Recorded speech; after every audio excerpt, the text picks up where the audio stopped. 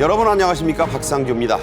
찰스 3세 영국 국왕이 즉위 후 첫 킹스 스피치를 통해 윤석열 대통령의 국빈 방문을 공식 요청했습니다. 영국 왕실의 국빈 의전과 해공 신익희 국회의장으로부터 이어진 찰스 왕 가문과 우리나라의 인연을 돌아보겠습니다. 토니 블링컨 미 국무장관이 윤 대통령 취임 후 처음으로 우리나라에 왔습니다. 곧 미 국방장관도 방한할 예정인데요. 미국의 두 핵심 장관들의 이딴 방안에 담긴 정치 그리고 전략적 의미를 집중 분석하는 시간도 갖겠습니다. 공영식 연세대 통일연구원 연구위원과 함께하겠습니다. 어서 오십시오. 안녕하십니까. 네. 자, 영국의 찰스 3세 국왕의 즉위 후 첫 킹스 스피치가 있었죠. 찰스 3세는 어머니인 엘리자베스 2세 여왕에게 경의를 표했고 연설을 진행을 했습니다. 윤 대통령 부부의 국빈 방문을 환영하는 말도 했는데 먼저 주제 VCR 보겠습니다. This ancient Guildhall has witnessed many scenes like this in recent years. My lords and members of the House of Commons, it is mindful of a legacy of service and devotion to this country set by my beloved mother, the late Queen, that I deliver this, the first King's speech in over 70 years.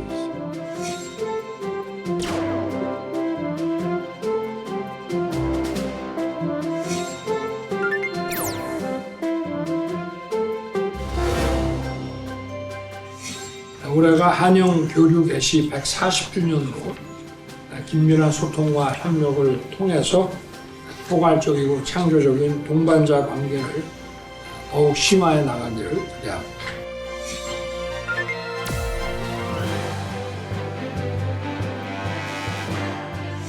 몇몇 국가들과 양자 회담을 추진 중입니다. 그러나 아직 확정 단계가 아닌 논의 단계이기 때문에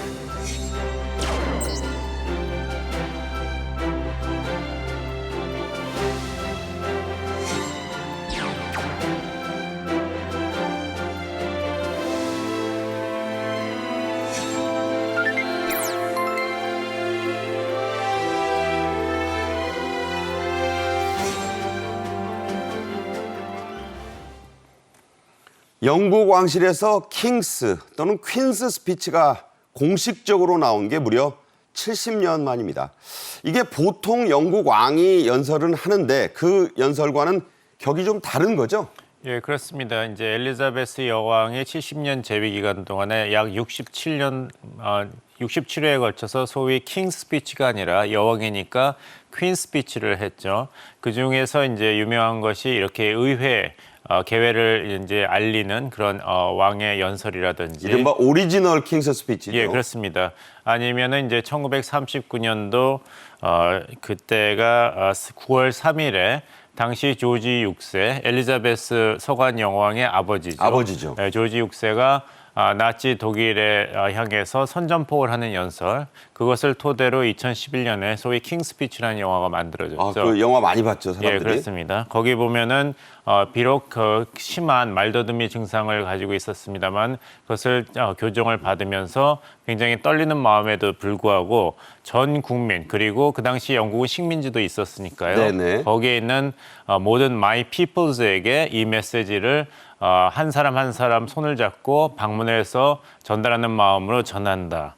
이렇게 이야기했습니다. 그래서 거길 영화를 보시면은 왕이 이제 조지 6세가 고민을 토로해요. 자꾸 P자에서 발음이 막힌다고 하니까 네. 그때 호주 출신 그 의사가 얘기하는 게 bounce to it. 그러니까 이제 튀겨서 얘기해라. 그래서 people 그러지 말고 people.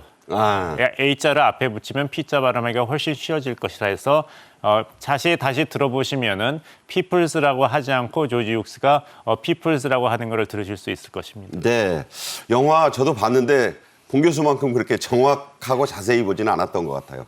이 킹스 스피치라는 제목의 영화 12년 전인 2011년에 방영이 됐습니다. 브리짓 존스의 일기로 유명한 콜린 퍼스가 조지 6세를 냈었고, 여러분 캐러비안의 해적에 나오는 그 유명한 제프리 러쉬가 호주 출신의 저 뒤에 나오는 서 있는 사람 말더듬이 치료사 역할을 했고, 이거 상당히 감동적이었어요. 그때 그 킹스 스피치의 유래를 알 수 있었죠? 예, 그렇습니다. 사실 저 조지 6세 알버트 공이라고 불리고 또 애칭으로는 버티라고 불렸죠. 둘째 아들입니다. 사실은 그래서 왕위 계승 서열에서 밀려나 있었는데 그 형이 유명한 윈저공 아닙니까? 맞습니다. 윈저공이 그 당시에 그 유부녀였던 심슨 부인. 예, 심슨 부인과의 결혼을 고집했기 때문에 사실 그 영국 국왕은 실권이 없지 않습니까? 그래서 의회에서 반대를 했기 때문에 나는 사랑하는 여인과 살기 위해서 왕위를 포기한다는 연설을 하고 둘째였던 알버트 공이 조지 6세로 승계를 하게 되었죠. 근데 말이 너무 더듬는 게 예, 심하니까. 그렇습니다. 그래서 그 왕위 계승 전에도 그 아버지가 자꾸 둘째 아들에게도 여러 가지 이제 공식 연설할 기회를 줬는데 그때마다 너무 크게 망신을 당했기 때문에 고민이 점점 깊어갔었죠. 그러다가 덜커덕 왕위 계승을 했기 때문에 그 취임 연설도 망쳤고 해서 굉장히 깊은 고민을 가지고 제2차 세계대전을 맞게 되었는데 다행히 그 연설은 잘 했습니다. 그때 영국의 그 유명한 웸블리 구장에서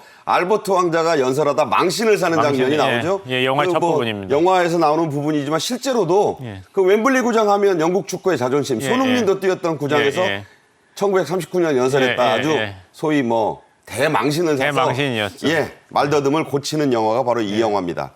바로 이 영화 속에서는 주인공이 조지 6세, 콜린 퍼스의 딸로 어린 엘리자벳 공주, 그리고 지금 그 동생인 마가렛 공주도 몇 번 나옵니다. 그 영화를 실제로 엘리 왕도 봤었다고 그래요? 예, 그래서 그 우피 골드버그가 그 할리우드 여배우죠. 그 고스트에서 나왔던 여배우가 아카데미 시상식 그 사회를 봤는데 콜린 퍼스를 보면서 다행히 영화도 킹스피치 영화를 참 좋아했다고 들었다. 다행이다. 네. 이렇게 이야기했었죠. 네.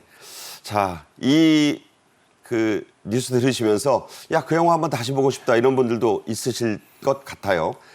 실제로 찰스 3세는 어머니인 엘리자베스 2세를 대신해서 2022년 5월에 퀸스 스피치를 대신하기도 했는데 이게 이제 예행 연습이 된 셈이네요. 예, 예행 연습이었고 당시 이제 찰스 황태자에게 이제 여왕이 건강상의 불편함을 이유로 들어서 대신에 이제 퀸 스피치 대독을 요청을 했습니다. 그래서 킹 스피치는 아니었죠. 아직도 여왕이 재직 중이었으니까요. 네. 그래서 그때 그 의회 개회 연설이라는 주요한 헌법적인 역할을 맡겼기 때문에 주위에서는 이것을 두고 이제 왕위 이양이 서서히 이루어지는 신호다 이렇게 해석을 했습니다. 네. 자, 이 찰스 3세 실제로 이제 본인이 즉위해서 한 이 7일의 킹스 스피치에서는 먼저 별세한 어머니 엘리자베스 2세 여왕에 대한 경의를 표하는 말로 연설을 시작했는데요. 짧게 들어보겠습니다. My lords and members of the House of Commons, it is mindful of a legacy of service and devotion to this country set by my beloved mother, the late Queen, that I deliver this, the first King's speech in over 70 years. 네. 70년 만에 첫 킹스 스피치라는 말 여러분도 들으셨을 텐데 영국의 최장기 군주답게 엘리자베스 2세는 재임 중에 봉 교수도 얘기했지만 67번이나 각종 연설을 했습니다. 이게 이제 통상적인 퀸스 스피치였는데 그중 1961년에 했던 연설 모습 잠깐 보시죠. 영국의 엘리자베스 여왕은 전 여정 2만 마일에 걸친 여행을 끝마치고 런던 시장의 영접을 받으면서 지난주 본국에 돌아왔습니다. This ancient Guildhall has witnessed many scenes like this in recent years. 여왕은 이와 같은 환대를 따뜻한 가족 파티에 비하면서 감사의 뜻을 표했습니다. 제가 태어나기도 전이니까 정말 옛날인데 저때 참 여왕의 모습이 정말 아름다웠습니다. 자, 우리나라와 찰스 왕 가문의 인연도 70여 년 전으로 거슬러 올라갈 수 있습니다. 조지 6세, 이 말더듬을 말끔히 고쳤던 조지 6세가 갑자기 서거했습니다. 그러자 엘리자베스 공주가 즉위를 갑자기 또 합니다. 이게 우리 6.25 전란의 와중이던 1952년이었고요. 대관식은 갑자기 할 수 없으니까 1년 뒤인 1953년 우리 휴전이 이루어질 때 했는데 당시 이승만 대통령이 격을 높여서 신익희 당시 국회의장을 대표단에 사절로 보냈죠. 예, 맞습니다. 1954년 6월 2일 엘리자베스 2세 여왕의 대관식. 사실 우리나라를 대표해서는 이승만 대통령이 참석하는 것이 맞겠습니다만 잘 아시겠습니다. 그때는 이제 한국 전쟁 3년 차였습니다. 그래서 이제 군 통수권자이자 대한민국 대통령 이승만 대통령이 고국을 떠나가지고 해외 방문을 하는 것이 사실상 여러 가지 어려움이 있었죠. 네. 그래서 당시 알려진 바로는 해공 신익희 선생, 당시 국회의장을 맡으셨던 분을 당신이 그 국회의장이고 또 영어도 잘하고 하기 때문에 우리나라를 잘 대표할 것이다 해서 한국 정부를 대표해서 이제 신익희 선생이 영국을 방문했습니다. 네. 근데 알려진 바로는 그때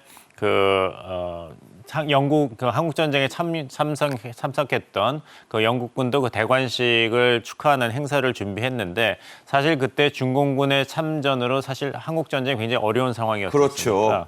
그래서 영국군 참전 용사 가운데 약 1,000여 명이 북한군 및 중국과의 교전에서 전사했는데 그리고 그들 상당수가 현 유엔 기념공원 부산 유엔군 묘지에 안정이 돼 있습니다. 그래서 이렇게 축하 행사를 예정대로 경기도 포천 마천리에서 개최하기는 힘들었기 때문에 당시 20년대 통신배였던 더 레이먼드가 틈틈이 현수막을 그리고 그 상징적인 그런 대관식 축하 행사를 했다고 해요.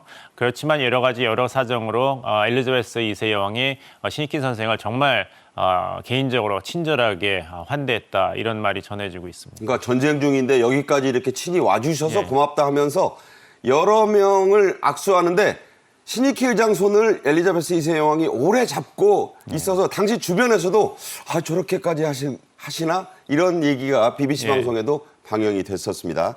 자, 그때 모습을 우리나라에서도 보도를 대대적으로 했습니다. 그 영상 보겠습니다. 대한민국 국회의장 신익희 씨는 영국 엘리자베스 여왕의 대관식에 참석하고도 런던으로 가는 도중 미국 워싱턴 비행장에 도착했습니다. 대관식장으로 가는 길가에는 시민과 세계 각처에서 구경 온 사람들의 환호를 받았으며 대관식은 중세의 호화스러운 의식이었으며 그 당시의 수상은 처칠경이었습니다.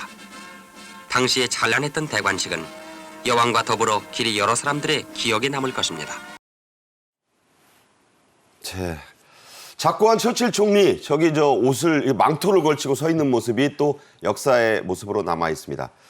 당시 신익희 의장이 뭘 선물로 가지고 갈까 고민을 많이 했는데 전쟁 후라 또 전쟁 와중이라 딱히 없었어요. 그래서 서울의 유명 표구사의 장인에게 의뢰해서 엘리자베스 2세 여왕의 액자를 표구해서 이게 한 달 이상 걸렸다고 합니다. 이 초상화를 선물로 가져갔다고 하죠. 예, 나름대로 굉장히 전쟁의 환란을 겪고 있던 한국 정부였지만 최대의 성의를 표시한 그런 선물이었다고 보입니다. 그래서 이승만 대통령과 국회의장 신익희 선생이 직접 결정을 해가지고 당시 유명한 화백이었던 김은호 화백. 그 유명한 분이죠. 예, 그분이 그린 이당 김은호죠. 예, 그렇습니다. 네. 여왕의 초상화를 그렸는데 그것을 그냥 가져갈 수 없기 때문에 또 표구사를 찾아가서 표구사 열원현 씨의 손으로 표구를 한 것을 들고 갔다고 해요. 장인이시로 유명했던 분이었습니다. 예, 그렇습니다. 그래서 그림만 중요한 것이 아니라 표구도 중요하다는 것을 잘 부산으로 피난 갔는데 거기까지 갔다는 거예요. 그렇습니다. 예.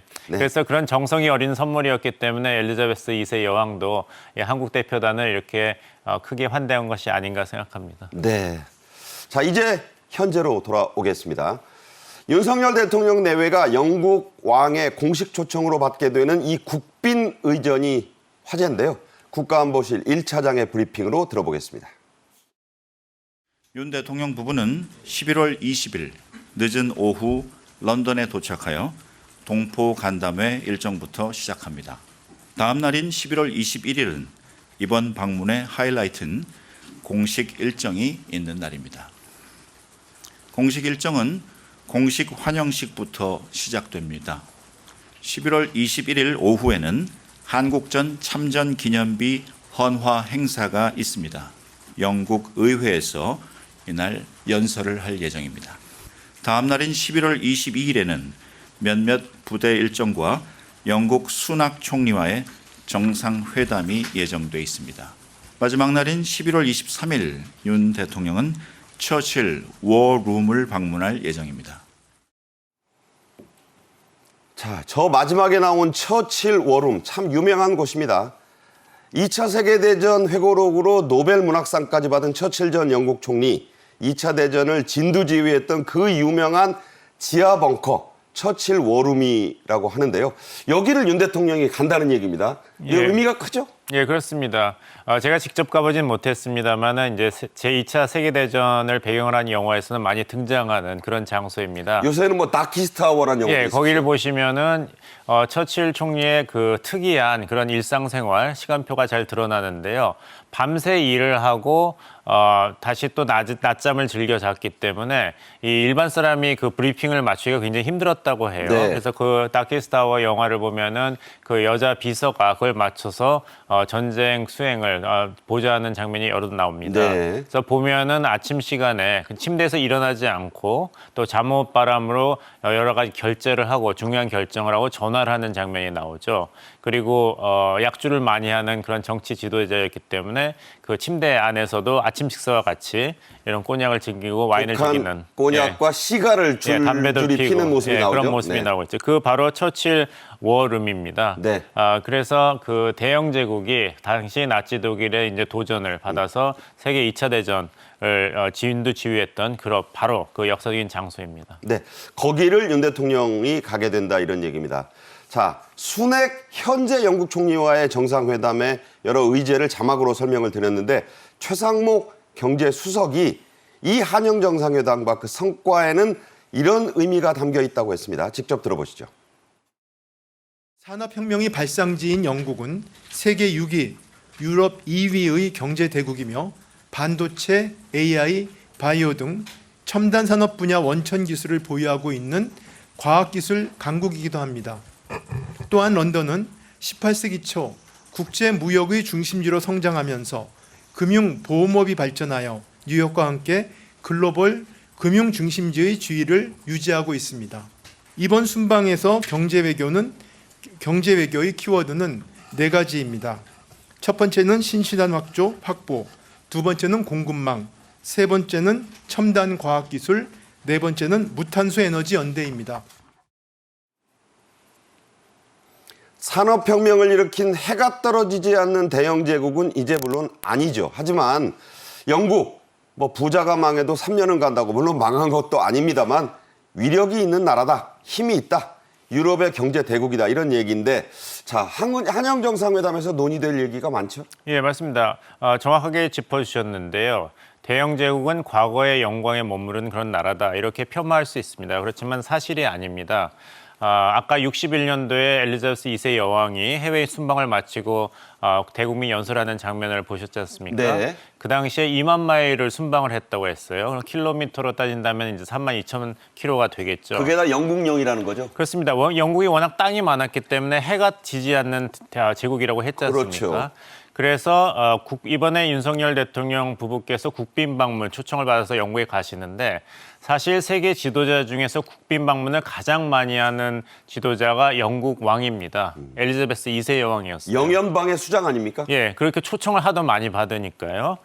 그래서 영국은 그런 지도자가 국빈 방문을 가장 많이 하는 나라도 유명하고 또 공휴일이 제일 많은 나라도 유명합니다. 그렇죠. 네. 우리나라를 찾아봤더니 딱 열흘밖에 없어요. 그래서 세계 10위권 바깥입니다. 국군의 날, 제헌절, 식목일, UN 날이 다 없어졌기 때문에 한글날은 취소됐다가 다시 복원이 됐죠. 그래서 영국이 공휴일이 제일 많은 나라다. 며칠이나 되나요?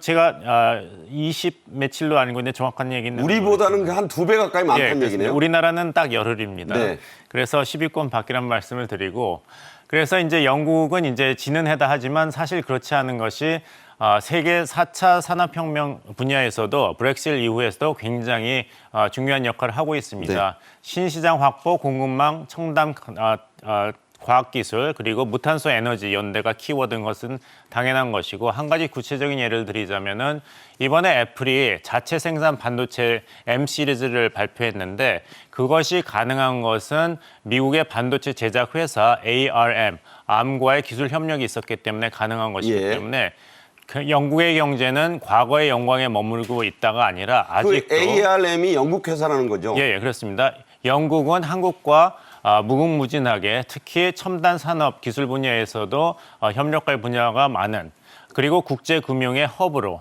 자리 잡고 있는 나라라는 말씀을 드리겠습니다. 네. 자, 무엇보다 윤석열 대통령의 이번 영국 방문은 찰스 3세 국왕이 처음으로 초청한 외국의 국빈이라는 겁니다. 그 의미를 김태호 실장 또 이렇게 설명했습니다.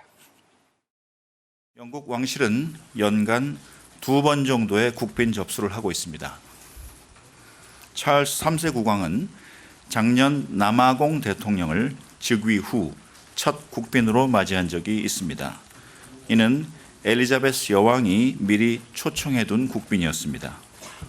찰스 국왕이 올해 대관식을 한 이후에 초청한 첫 국빈은 윤 대통령입니다. 찰스 3세는 이 킹스 스피치에서 윤 대통령 부부의 방문을 고대하고 있다고 했습니다. 물론 의전상의 표현일 수 있지만 정말 간절히 바라고 있다 이런 얘기가 되겠는데 자, 영국 왕실의 국빈 의전 흔히 지상 최고의 의전이라고 표현이 되고 있습니다. 1년에 한 번, 많아야 2번 정도 한다죠? 예, 그렇습니다. 국빈 방문을 초청하는 초청국 입장에서는 1년에 2번 정도 국빈 방문을 예정합니다. 영국의 경우가 그렇습니다. 그리고 받는 입장에서 본다면은 지도자는 임기 기간 동안 재임 기간 중한 한 나라로부터 한 번 국빈 방문을 받는 것이 그 통례입니다. 그래서 네. 이번은 찰스 3세 영국 국왕이 첫 국빈 방문의 해외 손님으로 윤석열 한국 대통령을 초청했다는 것은 굉장히 의미가 크다 이런 말씀을 드리겠습니다. 네. 자, 10년 전입니다. 2013년에 박근혜 당시 대통령이 영국을 국빈 방문했었는데요. 박근혜 전 대통령은 왕실 황금마차를 그때 탔었죠. 자, 그 모습을 보면서 얘기할 텐데 자, 이번에도 뭐 국빈 영국 왕실 의전이니까 같은 황실마차를 타겠죠? 기대해 볼 만하다고 말씀드리겠습니다. 그리고 거기에 더불어서 윌리엄 왕세자 대국민 인기도 굉장히 높은 왕세자 부부죠. 의전 지금 왕위 계승 서열 1위잖아요. 예, 그렇습니다. 그래서 윌리엄 왕세자 부부가 윤석열 대통령 내외를 숙소로 직접 찾아와서 영접할 것인지 이것도 하나의 관전 포인트라고 말씀드리겠습니다. 아까 말씀드린 대로 워낙 큰 제국을 운영했던 영국이기 때문에 이런 국빈 방문을 포함해서 외교 행사에 대한 의전은 그 어느 나라보다 경험이 풍부하고 확실하다 이렇게 볼 수 있겠습니다. 박근혜 당시 대통령이 이 영국 왕실마차를 탔을 때 두 분 다 작고했지만 엘리자베스 2세 여왕 그리고 부군인 필립공이 같이 타고 가서 화제가 됐는데 그 대단한 그 치장 실제로 보석을 다 박은 마차라면서요? 예, 그렇습니다. 이제 대관식 때도 그 왕관이 굉장히 회자가 됐었죠. 그 보석이라든지. 그래서 이제 저는 이제 개인적으로 조금 말씀드리고 싶은 것은 우리나라가 정말 그 소위 선진국, 글로벌 중추구가 되었다는 것을 다시 한번 확인하는 그런 계기가 될 것으로 생각합니다. 네. 여기서는 이제 정파라든지 어떤 진영을 떠나서 모든 국민들이 그리고 정당이 진심으로 축하할 일이 아닌가 이런 말씀을 드리겠습니다. 네, 당시에 그 박근혜 전 대통령이 2013년 방문할 때 지금 황금마차 타는 장면 먼저 엘리자베스 2세 여왕이 탔고요. 필립 맞은편에 앉은 분이 별세한 부군 필립공인데 참 추억의 모습이 되고 말았습니다. 역사에 남은 사진이죠? 예, 저게 이제 상석을 이제 보실 수도 있죠. 진행 방향에서 편한 쪽에 귀빈을 앉히는 것이죠. 다시 말씀드리면 이 윤석열 대통령 부부의 국빈 방문 초청은 이제 영국 정부로서도 굉장히 한국을 중요하게 생각한다는 것을 상징적으로 보여주는 것입니다. 예를 들자면은 이제 미국 대통령 조지 W. 부시 대통령이 2003년도에 영국으로부터 이제 국빈 방문 초청을 받았습니다. 그러면 영국과 미국의 이제 가까운 사이라는 것을 감안할 때는 미국 대통령마다 영국 왕실에서 국빈 초청을 할 것 같은데 사실은 그렇지 않습니다. 그렇지 않았죠. 2003년도에 조지 W. 부시 대통령의 영국 국빈 방문 초청은 82년도 로널드 레이건 미국 대통령의 국빈방문 초청 다음의 행사였습니다. 그러니까 미국 대통령도 약 20년간의 간격을 두고 초청을 받았거든요. 네네. 그렇기 때문에 G7 정상회의에서 참가국으로서 한국이 초청을 받아서 문재인 대통령이 영국을 방문했지 않습니까? 그때 국격 뿜뿜 이런 얘기를 많이 했죠. 사진을 찍을 때도 조 바이든 미국 대통령과 영국 총리 사이에서 찍었기 때문에 스가 일본 총리보다 앞섰다 이런 얘기를 했는데 이런 면에서 본다면은 대통령의 이제 정당 소속이라든지 이 정치 성향을 떠나가지고 우리나라가 이렇게 국제사회에서 환영을 받는다는 것은 진심으로 축하할 그리고 격려할 일이 아닌가 말씀드리겠습니다. 네,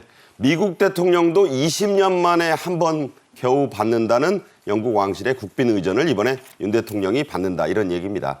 자, 윤 대통령은 이번 영국 방문에서 의회에 나가 연설할 예정입니다. 영국 의회 연설도 미국 상하원 합동 의회 연설 못지않게 역사적으로 또 세계적으로 주목을 받는데요. 어떤 내용이 담길 것으로 보십니까? 윤석열 대통령이 이제 정부 출범부터 지속적으로 강조하고 있는 것은 자유를 사랑하는 세력 간의 연대입니다. 국제연대, 그 연대감이기 때문에 그런 한국과 영국의 미래 비전을 제시할 것으로 보이고 또 윤석열 대통령은 대한민국 세일즈맨 1호를 자처하면서 국익의 실질적인 실현을 위해서 열심히 뛰는 대통령으로 지난 1년 반 동안 활동을 했지 않습니까? 네네. 그래서 이런 한영의 미래 비전을 제시하면서도 이것을 구체적으로 어떻게 실현할 것인가를 통해서 한국과 영국 간의 이제 자유무역 협정 개선안을 집중 협의하는 그런 내용을 연설문에 담을 것으로 예상이 됩니다. 네, 찰스 3세 왕은 킹스 스피치를 한 뒤에 런던의 한인타운을 직접 찾아갔습니다. 이게 또 그냥 연설만 하고 만 게 아니에요. 자, 어떤 의미로 봐야 할지. 여기서 뭐 갖은 한 대도 받고 뭐 김치 선물도 받고 한식 생일상도 받았다면서요. 예, 그렇습니다. 뉴멀든 감리교회 입장에서 이제 한인 사회 각계 인사들을 만나서 이제 한국 문화에 대한 이해, 사랑을 이야기했고 그 당시에 있었던 교민은 대관식 이후에 첫 국민 방문을 한국 대통령을 초청했고 그 사전 행사로 교민 사회의 중심인 뉴몰든을 이렇게 영국 왕이 방문한 것은 브렉시트 이후에 영국의 주요 파트너로 대한민국의 국격이 올라갔음을 느낄 수 있다 했고 윤여철 주영 한국 대사도 오늘 국왕이 뉴몰든을 찾아와서 이렇게 한국 한 명 한 명 교민을 대하는 걸 보시니까 정말 영국에 정착한 한인들에게는 큰 용기가 생긴다 이런 이야기를 했습니다. 네, 한국전 그러니까 6.25 참전 용사도 만났고 한식 생일상도 받고 정말로 그 한국에 대한 의례가 그 초청 연설뿐만이 아니다. 그 몸소 보여준 거예요. 네, 자 기대가 됩니다.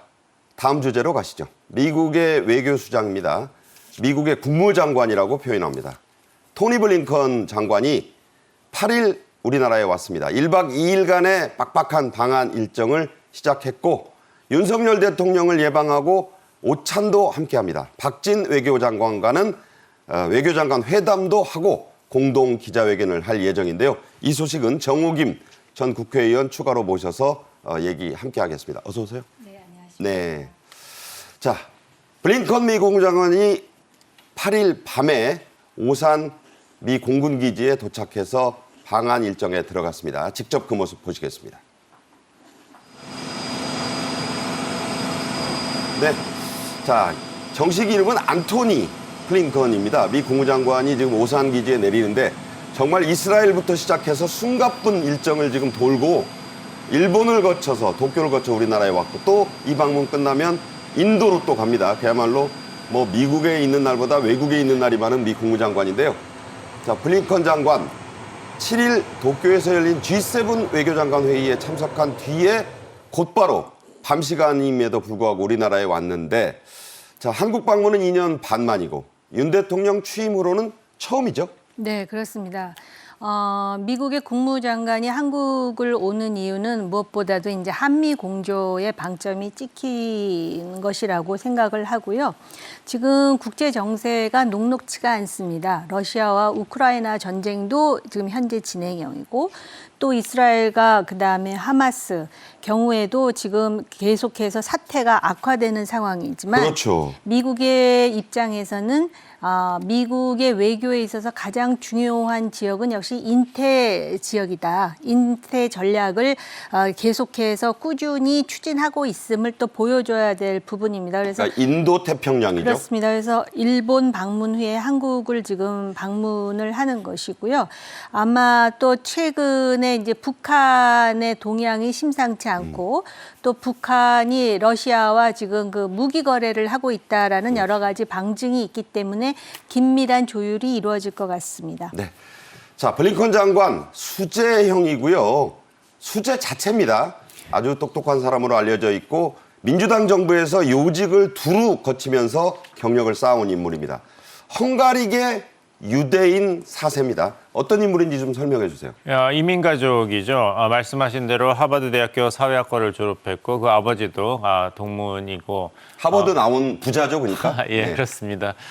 저는 그 오바마 행정부 2기 때 국무부 부장관을 역임할 때 서울 방문 때 연구원에서 연설하는 자리에서 만난 적이 있습니다. 만나셨군요, 직접. 예, 근데 네. 그때 미국 정부 관리들, 특히 미국 대사관 직원들이 그 토니 블링컨 장관이 얼마나 그 여러 가지 인문학, 사회학 그리고 정치에 그 깊이가 있는가, 지식이 깊은가를 설명을 했고 특히 영어뿐만 아니라 외국어에 능통하다, 프랑스어도 자유자재로 구사한다 이런 얘기를 했던 기억이 있습니다. 네. 블링컨 장관은 바이든 그 대통령과는 20년직이죠. 네. 워낙 그 조 바이든 대통령이 정계에 몸담은 시간이 깁니다. 상원에만 36년 재직을 했고 외교위원장을 엄청 외교위원장 했죠. 있죠. 그때 이제 블링컨 현 국무장관이 상원 외교위원회 참모장을 맡았기 때문에 그때부터 인연이 시작됐습니다. 나이 차는 많이 나지만 예, 그렇습니다. 20년 이상 보좌했다는 얘기예요. 예, 그래서 이제 특이한 것이 조 바이든 대통령이 고령임에도 불구하고 그 내각의 주요 인사들은 굉장히 젊은 그런 잭 설리반 안보보좌관이라든지 이런 특징을 보이고 있고 오바마 행정부 2기 때 국무부 부장관으로 부통령이던 바이든과 호흡을 맞췄고 그 당시에 잭 설리반 현재 백악관 안보보좌관과는 이러한 비핵화 협상에서의 쌍두마차로 활약을 했습니다. 네. 그래서 중동 지역에 대한 여러 가지 지식과 그런 경험이 깊고 하지만 또 바이든 행정부가 출범한 다음에서는 네네. 아프간에서의 미군 철수 그리고 아시아 회귀 전략의 완성에도 중요한 역할을 한 국무부 장관입니다. 안토니 블링컨 이름에도 있지만 블링컨이라는 이름이 유대인 이름이에요. 그래서 이 블링컨 장관 증조부가 헝가리계 유대인 후예로서 시인이기도 합니다. 집안이 아주 쟁쟁하죠. 블링컨 장관 지난 3일 사실상 마음의 조국인 이스라엘 방문을 시작해서 숨가쁜 외교 일정을 소화하고 있는데 그 오간 나라들이 아주 이렇게 빡빡해요. 이라크, 요르단, 이라크 다 갔는데 굉장히 노력했는데 지금 성과가 좀 없습니다. 한국 방문은 가자지구 위기에 집중하는 상황에서도 국익 증진을 위해 인도 태평양과 다른 지역에 관여하고 집중하고 있다는 증거다 이랬는데 참 여러 군데 갔는데 아직까지 성과가 없습니다. 네, 사실은 지금 이스라엘이 사우디아라비아와 관계를 개선함으로써 미국의 대중동 전략의 한 획을 그으리라 낙관하고 있다가 지금 전혀 예상치 못한 돌발 사태를 맞은 상황에서 이스라엘의 네탄야후도 지금 그 미국의 입장을 지금 달리하는 모습을 보여서 미국이 지금 곤혹스러운 상황입니다. 말 안 듣잖아요, 지금. 그렇습니다. 그런데 네. 이제 정말 그 21세기에 미국이 중시하는 지역은 인도 태평양 지역일 수밖에 없죠. 중국을 계속 견제해 오다가 러시아와 우크라이나 전쟁이 장기화되면서 지금 중국과도 지금 그 손을 잡을 수밖에 없는 묘한 상황에 처해 있기 때문에 이런 것에 대해서 가장 중요한 동맹국 중 하나인 한국과의 정책 조율이 필요하다라고 생각을 했을 것이고요. 요번에 방문한 나라들을 보면은 미국이 지금 어떤 외교 전략을 펼지가 대충 감이 잡히는데 요르단 갔다, 이라크 갔다, 튀르키예 네. 저건 다 이제 이스라엘 팔레스타인 전쟁 때문이겠죠? 그런데 요르단이라든지 아랍에미레이트라든지 이런 나라들은 이미 이스라엘과 관계가 개선된 나라이고요. 네. 사우디아라비아 같은 경우는 이제 요번에 관계 개선을 목전에 두고 있었던 나라고요. 그다음에 튀르키예라든지 이라크는 중동의 전략에 있어서 호응을 하든 아니면은 그 방해를 하든 매우 중요한 입지를 차지하는 나라입니다.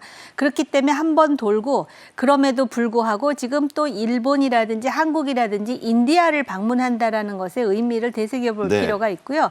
인도 같은 경우는 인태 전략의 중요한 핵심국이라는 측면도 있지만 인도와 러시아 관계는 미국이 원하는 인도 러시아 관계가 아닙니다. 네. 그러니까 인도는 미국과 뭐 쿼드라든지 이런 일련의 관계를 맺으면서도 러시아와 계속해서 군사 협력을 유지하고 있거든요. 네. 그런 상황에서 미국에서는 이제 나름대로 컨트롤과 매니지를 해야 된다라는 그 일환으로 지금 블링컨이 움직이고 있다라고 보시면 될 것 같습니다. 그리고 이번에 에이펙 정상회담에서 또 미중 정상회담을 지금 앞두고 있는 상황이잖아요. 그렇죠. 샌프란시스코에서 하죠. 그렇기 때문에 그 미중 정상회담에 대한 뭐 나름대로 한국 대통령에게 일련의 뭐 브리핑이라는 표현은 뭐하지만 설명도 좀 할 필요가 있고 네. 또 한국도 한중 정상회담을 지금 기대하고 있는 상황이기 때문에 그런 차원에서 정책 조율이 굉장히 중요한 시점입니다. 1박 2일로는 모자란 수많은 이 미묘한 의제들이 얽혀 있다 이런 말씀을 해주셨습니다. 블링컨 미 국무장관의 방안으로 어떤 얘기를 다룰지 주목이 많이 되고 있는데 우리 외교부 대변인은 이렇게 브리핑합니다. 들어보시죠. 북한 문제와 경제안보, 또한 첨단 기술, 지역과 국제정세 등 공동 관심사에 대해서 폭넓게 협의가 이루어질 것으로 보고 있습니다. 네, 외교부 대변인은 저렇게 두루뭉술하게 얘기하죠. 폭넓은 관심사. 뭐 그렇지만 내용은 아주 중요합니다. 블링컨 장관 윤석열 대통령을 예방하고 오찬도 함께 했습니다. 친서까지는 아니라도 바이든 대통령의 모종의 메시지 당연히 갖고 왔겠죠? 예, 그렇습니다. 초반에 이 프로그램에서 윤석열 대통령이 영국으로 영국의 최초 국빈 방문 귀빈으로 초청된 것을 이야기했지 않습니까? 그런데 윤석열 대통령은 또 이제 미국 워싱턴에 바이든 대통령의 초청으로 국빈 방문을 했죠. 그만큼 바이든 미국 대통령과 윤석열 한국 대통령 간의 이제 소위 케미스트리, 개인적인 이제 친분 관계라든지 신뢰는 더 깊을 수 없을 정도로 단단하다 이런 말씀을 드리겠습니다. 그래서 이제 블링컨 국무장관은 이런 바이든 대통령의 이제 신뢰를 다시 한번 전달하고 하지만 이제 한국과 미국이 어떤 식으로 구체적인 공동 행보를 취할 것인가 하는 데서 미국의 입장을 우리 측에 전달할 것으로 예상됩니다. 네. 자, 핵심은 한미 외교장관 회담입니다. 어떤 얘기들이 오갈지 아직은 뭐 예상이지만 어떻게 보세요? 한미 동맹의 주요 주제는 역시 북한입니다. 네. 그리고 지금 그 군사 정찰 위성 3차 발사가 지금 그 예정되어 있는 상황이기 네. 때문에 과연 여기에서 러시아 기술이 원용될 것인지, 그 다음에 특히 이러한 도발이 지금 미사일 공업절이 북한의 11월 18일이 미사일 공업절인데 그 도발 가능성이 지금 커지는 상황에서 한미 간에 이렇게 단단한 공조를 유지하고 있다라는 상징성 있는 메시지도 필요한데 더해서 이런 얘기를 공개적으로 하지는 않겠지만 지금 미국의 대통령이나 한국의 대통령이나 내년에 큰 선거를 앞두고 있기 때문에 그렇죠. 적어도 이 한미 동맹뿐만 아니라 외교 사안이 국내 정치에 크게 결정적인 도움은 되지 않는다 하더라도 이것 때문에 국내 정치에 무리가 간다거나 또는 영향을 주는 일에 대해서는 상당히 경계할 것 같고요. 그다음에 한미 간에는 완보 이슈뿐만 아니라 경제적인 문제도 있습니다. 네. 그런데 그게 이제 공개적으로 할 일은 아니고 근데 이번에 또 국무장관이 왔기 때문에 그런 얘기는 그렇게 깊이 다뤄질 것 같다고 보이지는 않습니다. 네. 자, 정 전 의원께서 말씀해 주신 내용대로 오는 11일부터 17일까지 미국의 샌프란시스코에서는 에이펙, 아시아태평양 경제협력체 정상회의가 열립니다. 바이든 미국 대통령과 시진핑 중국 주석, 이른바 G2의 정상회담 가능성에 세계 이목이 쏠려 있죠? 네, 그렇습니다. 왜냐하면 그동안에 미중 관계가 얼마나 나빴습니까? 마치 또 군사 행동의 직전까지 간 것 같은, 내지는 또 뭐 대만 문제와 관련한 여러 가지 그 컨틴전시를 우려하는 목소리까지 있었을 정도입니다. 그렇죠. 그런데 그 미국과 중국을 이어주는 그 촉매제가 역설적이지만 러시아라는 것에 대해서 제가 몇 번을 이 방송을 통해서 말씀드렸지만은 네. 중국과 러시아는 우리가 보통 이제 북방 삼각구도 해갖고 러시아, 중국, 북한이 하나의 트라이앵글을 이루어가지고 이 민주주의 체제를 위협할 것이다 그러지만은 그러셨죠. 지정학적으로 러시아와 중국은 가까이 하기에는 여러 가지로 걸림돌이 많은 관계입니다. 네. 그러다 보니까 중국은 바로 이것을 기회로 해서 미국과 손을 잡는 것이고요. 미국은 일단 지금 당장 급한 사안이 러시아 그리고 지금 그 가자 지역 아니겠습니까? 그렇죠. 그런 상황에서 이제 그 소위 공급망 문제라든지 이 반도체와 관련한 최첨단 산업 구도가 21세기에 어떻게 정착될 것인가에 대해서 굉장히 두 나라가 예민합니다. 네네. 그렇기 때문에 이제 신경전도 벌이고 협조할 것은 협조하고 경쟁할 것은 경쟁하고 과거 20세기의 미소냉전은 아니다라는 부분을 또 설명함으로써 그 나름대로 그 미국이 찾아야 될 길, 중국이 찾아야 될 길을 서로 찾지만 여전히 그 긴장 관계가 완전히 해소되지는 않으리라 보여집니다. 네. 중국 외교부 대변인 미중 정상회담은 자율주행에 맡겨둘 수 없다. 참 재밌는 비유를 썼어요. 자율주행하면 미국의 테슬라인데 그렇게 놔둘 수 없다 이런 얘기입니다. 자, 어떤 얘기가 오갈지 이 회담도 아주 중요한 회담이 되겠죠. 블링컨 미 국무장관 한국 사랑한다고 합니다. 친한파로 본래 유명했는데 우리 음식 K-팝 팬이라고 하는데 이 음식 먹고 극찬하는 영상 잠깐 보시죠. Last time I was in Seoul, I think in 2016, I visited a wonderful restaurant called Gamshan, and they are famous for sundubu. And I tried it, I think, for the first time then.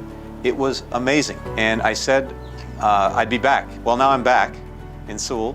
I wish that I could actually go to Gamshan to try it again, but because of COVID, we can't do that. But next best thing, takeout. I said, well, I'm going to have the opportunity to remind myself what was so wonderful back in 2016.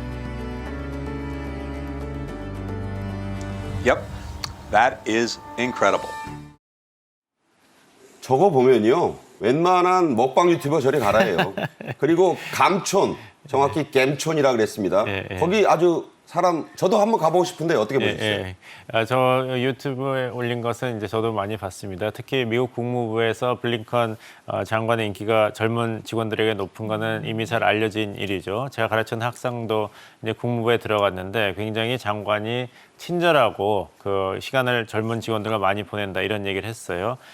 그것을 통해서 또 이제 한국에 대한 사랑도 많이 느꼈다고 하는데 2016년에 저 순두부 맛본 것도 그렇지만 또 이 국무장관의 음악 목록 플레이리스트에 누가 있을까요? 바로 블랙핑크의 노래입니다. 이런 그 메시지도 보내고 해서 한국 사랑을 트위터에 공유한 적도 있습니다. 그래서 저보다도 한국 그 팝 문화에 대해서 더 조예가 깊은 게 아닌가 이렇게 생각이 듭니다. 네. 자, 앞서도 말씀드렸지만 블링컨 미 국무장관이 지금 와 있고 다음 주 13일에는 로이드 오스틴 미 국방장관이 우리나라에 옵니다. 이렇게 국무장관 오고 국방장관 오고 물론 뭐 이게 두 사람이 약속하고 오는 건 아니에요. 하지만 이 자체가 의미가 크죠? 그렇습니다. 특히 국방장관이 지금 방문하게 되면 아마 신원식 국방장관 취임 후 첫 회동이 아닐까 이런 생각이 드는데요. 지금 그 윤석열 정부의 대북 안보 정책의 핵심은 강력한 힘에 의한 평화입니다. 그렇죠. 그런데 북한의 도발이 지금 계속되는 상황에서 미국이 방위 공약을 재확인할 것이고 네. 또 향후에 북한의 뭐 미사일 도발이라든지 내지는 지금 미국과 북한 간에 전혀 교류가 없는 상황에서 향후에 어떤 대비책을 만들 것인지에 대한 그 결론이 지금 궁금합니다. 네. 자, 이렇게 미 국무장관 와 있고 미 국방장관이 13일에 오고 여기에 대해서 북한이 아주 짜증을 내고 있습니다. 북한의 국제문제평론가인 김명철이란 사람이 조선중앙통신을 통해 이런 비난글을 남겼습니다. 제2의 조선전쟁, 6.25를 그렇게 부르죠. 북한은 도발을 위해 현장 시찰에 나선 전쟁 광신자들의 행각을 연상케 한다. 미 국무장관과 국방장관의 이번 행각이라고 합니다. 아시아 태평양 지역에 새로운 전운을 몰아오게 될 것이다. 자, 이게 김명철 개인 의견이 아니잖아요. 새로운 전운, 저기에 좀 밑줄을 쳐봐야 될 것 같아요. 근데 저 제2의 조선전쟁, 한국전쟁의 도발은 북한이 했죠. 그 미국이 앞서서 한 것이 아니기 때문에 그것은 북한 특유의 자의적인 해석이라고 말씀드리겠고, 국제문제평론가 김명철은 저도 많이 들어봤는데 네. 김명철이 과연 존재하는지 이것은 사실 의문을 가질 수밖에 그러니까 없습니다. 가명일 수 있어요. 그렇습니다. 그리고 이런 개인 명의의 글로 비판을 했다는 것은 아직 북한 정권이 그 전반적인, 그 전면적인 행동에 나서는 것보다는 소위 간보기 상태에 있다. 일종의 낮은 수준의 경고를 보내는 수준이다. 이런 말씀을 드리겠습니다. 네. 왜냐하면 지금 북한이 급한 것은 지금 세 번째로 시도하는 정찰 위성의 성공 발사입니다. 이미 5월하고 8월에 실패했기 때문에 이번까지 실패한다면 정말 북한 정권으로서는 어떻게 변명할 여지가 없는 망신입니다. 왜냐하면 작년 12월에 북한 정권에서 반드시 우리는 보여주겠다. 우리가 한번 하겠다고 해서 실패한 적이 있는가. 김여정 명의로 발표를 했는데 2번이나 실패했고. 그렇죠. 러시아로부터 과연 군사 정찰 위성 개발에 실질적인 그리고 핵심적인 도움을 받았는가 안 받았는가를 이번 3차 시도를 통해서 알 수 있기 때문에 굉장히 많은 것이 걸려있는 정찰 위성 발사 시도입니다. 그래서 일단은 그것의 성공에 지금 집중을 하고 있는 것이 아닌가 생각합니다. 네. 우리 주변의 외교가 숨가쁘게 돌아가고 있습니다. 13일 오스틴 장관이 온 뒤에 윤석열 대통령은 15일부터 17일까지 지금 우리가 논의한 APEC 샌프란시스코 서밋 정상회의에 참석할 예정입니다. 정호김 전 국회의원, 봉영식 연세대 통일연구원 연구위원과 함께 긴 주제 이야기해봤습니다. 고맙습니다. 잘 들었습니다. 네. 정책인 이슈가 준비한 오늘의 소식은 여기까지입니다. 오늘도 시청해주신 여러분 감사합니다.